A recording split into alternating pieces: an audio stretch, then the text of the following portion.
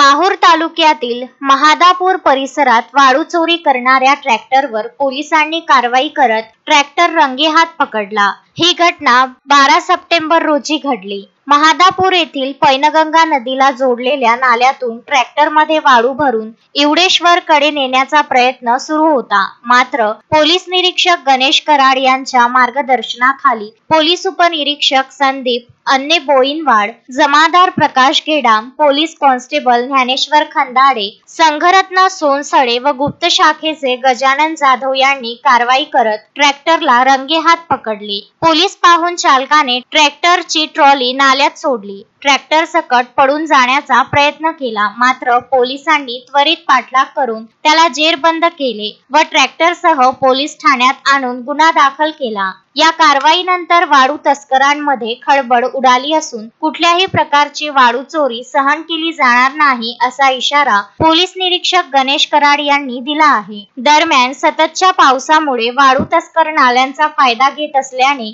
माहूर पोलिसांनी हद्दीतील सर्व गावात दिवस रात्र गस्त वाढवली आहे। संजय घोगरे, विदर्भ न्यूज, माहूर।